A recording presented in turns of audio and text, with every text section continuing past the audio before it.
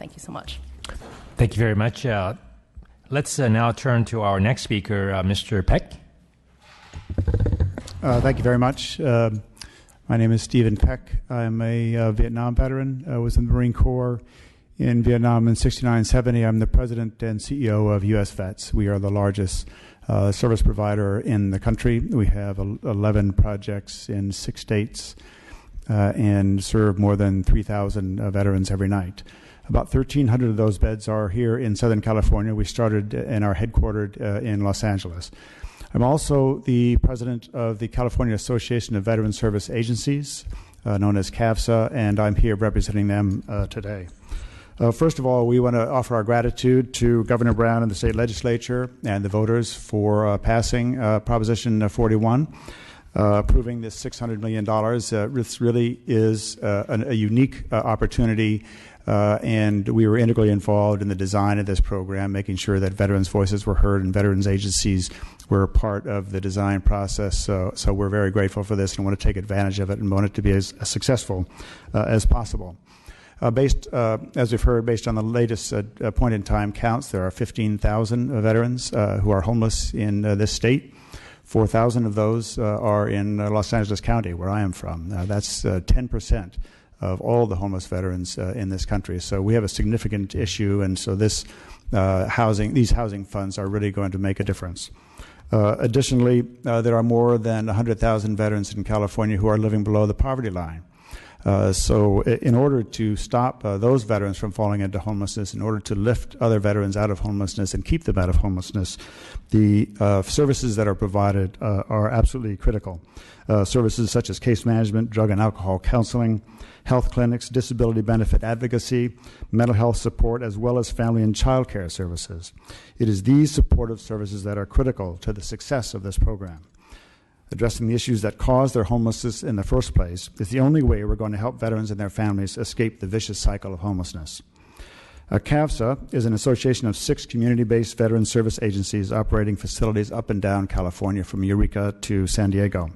We are full-service agencies that provide housing and a rich array of supportive services to veterans and their families. Each year, we serve over 25,000 veterans, operate over 2,500 units of housing. We placed 2,000 veterans back into jobs and helped nearly 10,000 veterans receive mental health assistance. Our agencies have been serving veterans since the 1970s, and to us, Proposition 41 really is a game changer, and so we've got to get it right. CAVSA members, including New Directions for Veterans, US Vets, and Veteran Resource Centers of America, were recently awarded funding for 6 projects in the first Proposition 41 NOFA, totaling more than $22 million that will create more than 300 units of affordable housing for veterans, accompanied by support services. We look forward to the second NOFA, as the need is so great, and we hope that there'll be another 500 or 600 units funded through that program. Our compliments to HCD, CalHFA, and CDVA. We believe that the first NOFA was very successful, especially considering the very short timelines that were established to get the first round funding out the door and the short time frame for submitting applications. We believe that the initial guidelines for the first NOFA were a reasonable balance of housing and services. We strongly support the standards established in the first round guidelines for supportive service plans and providers. These standards will ensure that the veterans housed in Proposition 41 projects receive the highest quality supportive services and will help ensure the long-term success of Proposition 41 projects. We are also very supportive of the veteran cultural competency standards in the guidelines. These standards award additional scoring points for a lead service provider that has demonstrated expertise working with homeless veterans. We also support the additional awarding of scoring points for lead service providers where at least 20% of their clients were veterans. Our many years of experience tell us that this level of experience, not only knowledge of veteran-specific issues, but knowledge of the system of care unique to veterans, dramatically improves the long-term success and well-being of the veterans we serve. In fact, we believe these standards need to be even more stringent. The regional, urban-rural mix of projects seem to be about right. The emphasis on urban areas reaches the higher density veteran populations, while at the same time reaching out to the more dispersed veterans that will be served by the rural projects. I'd like to touch on a few points of concern regarding the first NOFA. But before discussing concerns, I'd like to note that the second NOFA was just released on Wednesday, and we are still analyzing the changes in the guidelines. It appears that the second NOFA and guidelines address some of the concerns that I will be mentioning. In particular, there appears to be additional scoring allocated for service provider plans that are veteran-centric and show experience with veteran cultural competency. We appreciate these revisions as well as the efforts in the second NOFA to simplify scoring. In any case, the points that I will be expressing will be discussed and refined during the upcoming workshops on the second NOFA. So my first point of concern, military cultural competency.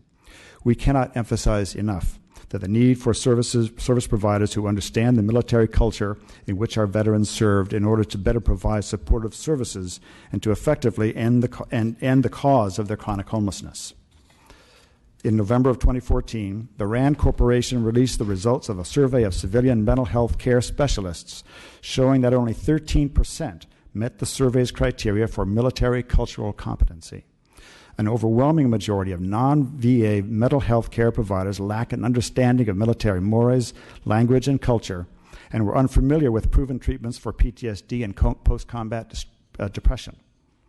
Therefore, we will continue to urge the Proposition 41 agencies to include standards in the guidelines that require that service providers have at least 2 years of direct, proven experience providing comprehensive support services to veterans, and that the 20% client base be raised to 30%. We do not think that it is unreasonable to require that service providers for projects funded by veterans' bonds have an established record of military and cultural competency. Secondly, availability of data and analysis from the first NOFA. This was covered extensively by the panel before us. There is more need for data and more specific data, and I think we've covered that subject adequately. Third, funding for supportive services, as we've talked about.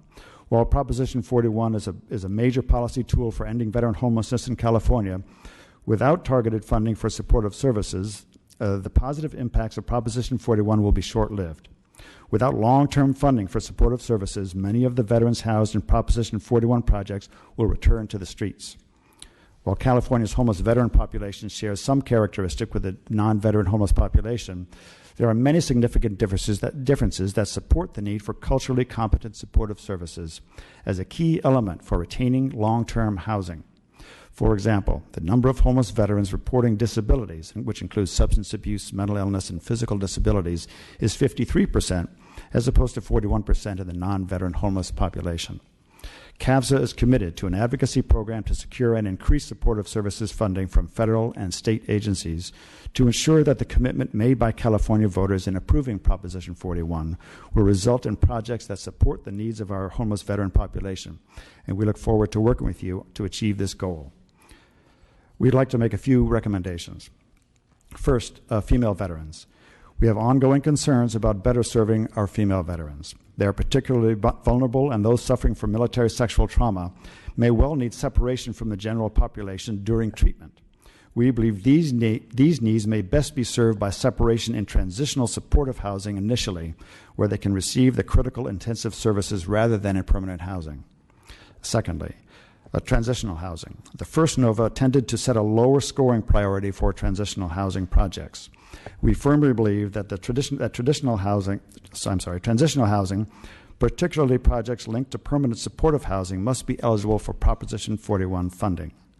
We understand the preference for housing first, but housing first without supportive service for veterans with mental health issues and substance abuse issues is a recipe for long-term disaster.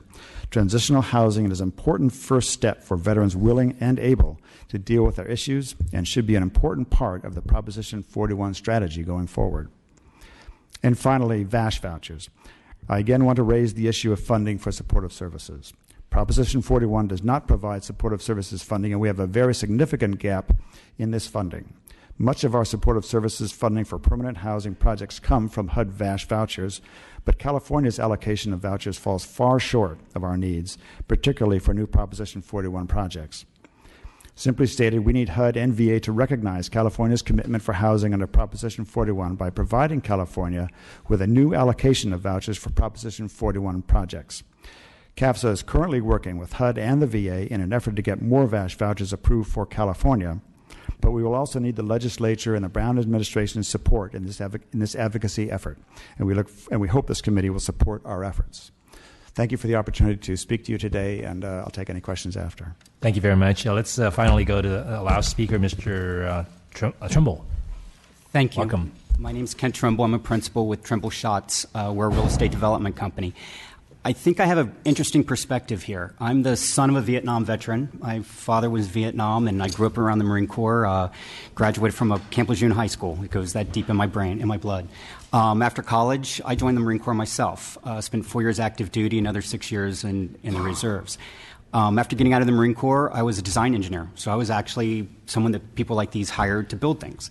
In 1997, I started my own company as a real estate developer, and since then, I've been doing my own projects as well as projects for others. In 2001, I started working for an agency in San Diego, Veterans Village of San Diego.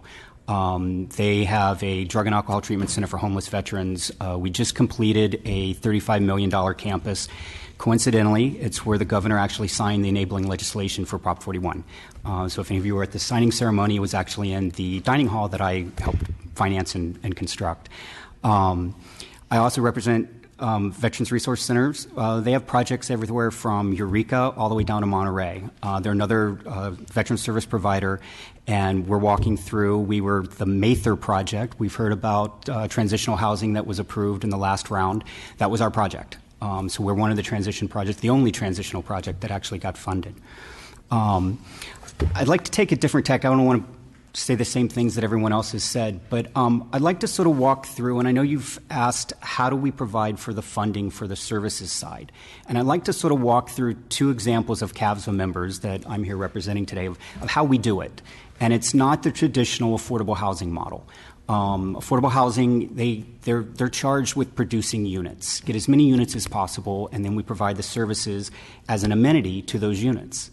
Veteran service providers, acting as the lead, as the developer, their primary business is to provide services. As many people as they can possibly help, that's what they're trying to do. And as part of the services they provide, in most cases, they provide the housing because you're in the services. It's kind of backwards.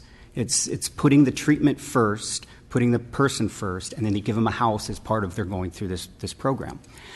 So the first one is Veterans Village of San Diego. It's a 364 transitional housing units. We had to build it in 5 different phases. An affordable housing developer, it's $35 million. Affordable housing developer could come in and they could finance it all at once.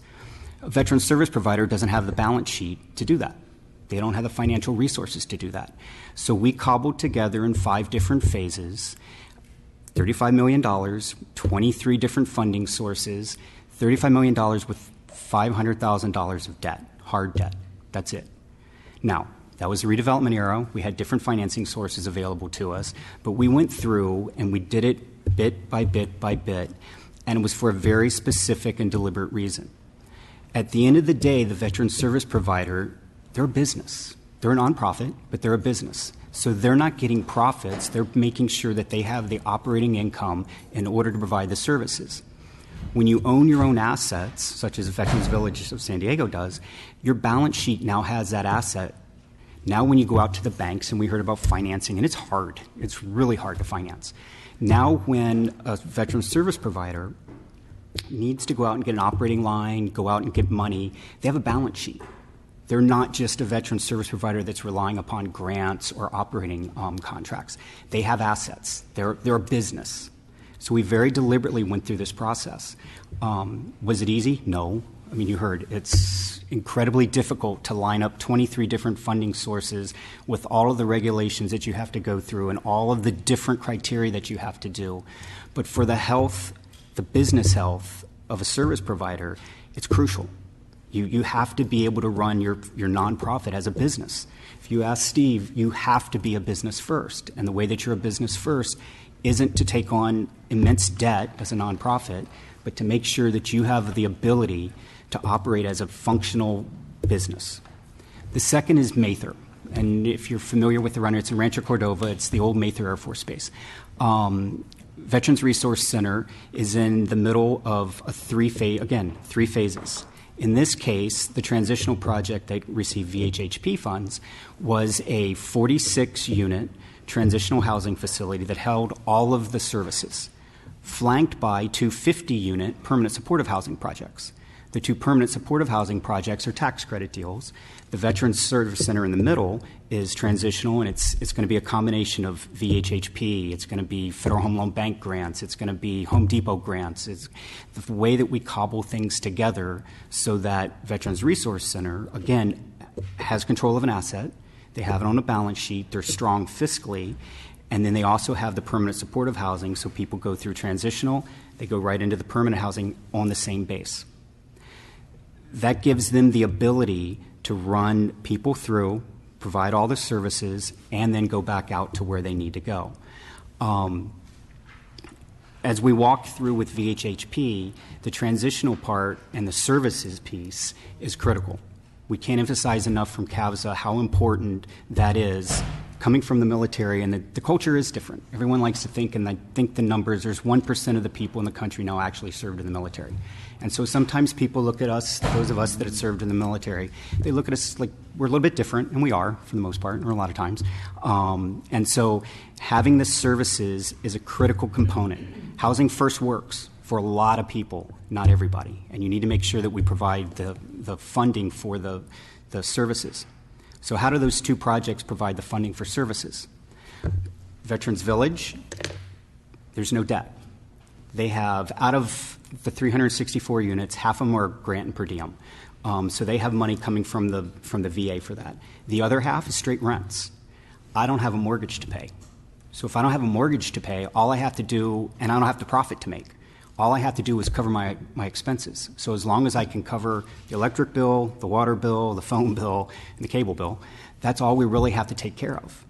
Anything that comes off of that, any of the profit that comes out of that, of just the rents, we've lived off of what's called forgivable residual receipt loans. And it's a model that comes out of EHAP. It's a program that you're probably familiar with, where any of the money that's left over at the end of the day gets split.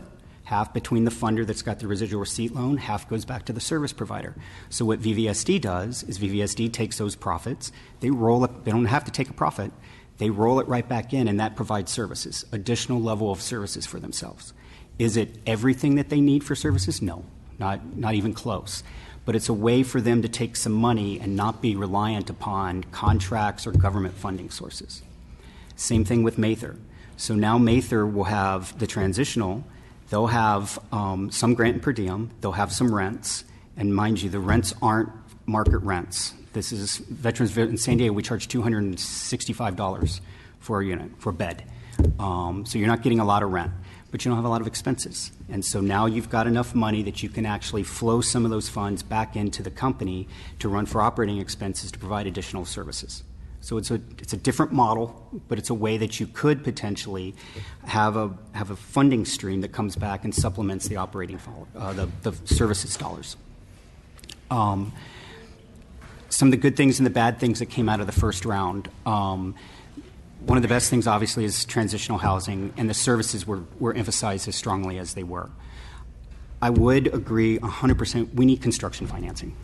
It makes no sense to put together project financing and have VHHP sitting out there. The money's there, but yet we have to go out and take out a construction loan, pay fees, pay interest, take care of all the bank requirements, take care of all the guarantees, anything else that you typically have to pay for. EHAP is a state program. EHAP is construction dollars. It's the exact same thing. Why we have to go out and incur all these additional expenses doesn't make a lot of sense to me. And from a financing perspective, it makes a lot more sense to use those monies up front, get them out. You still have security by the property, so no matter what, you still have some security. So that was the biggest thing that, as you walk through the bad side, if you will, of the first round. Recommendations moving forward. I think you honestly need almost more than one track of how this works. CDVA has been working great with us, and I think if there's a way that we could work with CDVA to, you've got an affordable housing model where an affordable housing developer, you have special needs that we don't have as a veteran service provider acting as the developer. So have an EHAP model for the service agencies that are acting on their own and end up owning their own, and have a different model that works better for the affordable housing developers. You're desperate where you're trying to get to. Your goals at the end of the day are quite different than Steve's goals at the end of the day. Your financing criteria are a lot different than Steve's criteria at the end of the day. So why have everything fit into one single program when you can tailor it to whatever you need to? I don't think the enabling legislation says you have to do it the way that we've done it. And I know why we did it, to get it out quickly, and it's the MHP model, and it all works, and it's easy, and we've got everything already set up. You've got an EHAP model. You've got MHSA models. You've got all these different models of funding throughout the state that you could use to take this $600 million and more effectively get it out, and probably get it out quicker than you do it putting it all in one bucket right now. VASH. Absolutely critical as we move forward. And I know there's between CDVA and HCD and the feds, we're trying to figure out a way to do a demonstration project. Anything that we can do to help push that and to get that move forward, to link VASH or project-based Section 8 to VHHP, your program now just become even easier, better, and more efficient for everybody involved. Because now you do have those operating dollars that can, one, sustain the project, and two, increase the level of services that you have. So if there's any way and anything that we can do at the state level to push with the federal level to attach VASH and or project-based Section 8 with VHHP, I would highly encourage it. Whatever we can do to do that, it would save us all. Women's facilities. So the last phase of the San Diego project was a women's center. We just cut the ribbon on last Friday. It's 20 beds, women only. Women have special needs as they walk through treatment programs trying to get their lives back together. Military sexual trauma is becoming bigger and bigger, as you heard Steve talk about. Having a facility that's targeted towards women specifically, women veterans specifically, it's going to be more and more important. Is it off by itself? Is it co-joined? Is it a smaller part of a bigger campus? That's all to be discussed, and the people that understand the clinical side need to determine that. But we have to do something to focus on how do we provide something for women. Veterans Village is, again, it's 364 people, and the women right now are integrated with the men. It works sometimes, most of the time, but we've found, and the more that we canvass the women, that they want their own safe, secure facility so that they know that they have somewhere to go off to, and it's not that they're afraid of being around men, it's just they need their spot, they need their space. So whatever we can do to provide for a women's center would be highly encouraged as well. As we move forward, CAVSVA is 6 agencies. We have projects throughout. We're client-driven. So it's not necessarily just going to be the big cities or the small areas. Like Steve said, we've got a pretty good balance. What would preclude us from having a veteran service provider, that's the lead, that's the developer, doing scattered sites, and he has projects in Clear Lake, Eureka, Shasta Lake, Redding, all the smaller areas. So now you get the benefit of having the service provider that knows what they're doing, that can put together the development project, but it's scattered sites. So now you've got them spread around in the same kind of a model as what you've got now. It's just sites aren't exactly on the same parcel, they're scattered. Just another idea as we move forward of how you can get the money out quicker and how you can get the money out in a more effective manner. And then lastly, again, the biggest thing I could suggest, split the program if there's a way, so that you have more than one track of how we go about allocating money and in the most effective way possible. The way that affordable housing developers need it is separate and distinct from the way that a social service agency needs the money.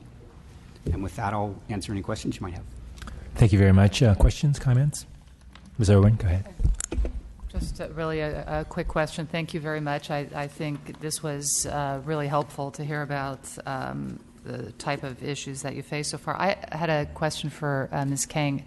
Did you have an opportunity to sit down with the people that graded your application and go through some of your concerns?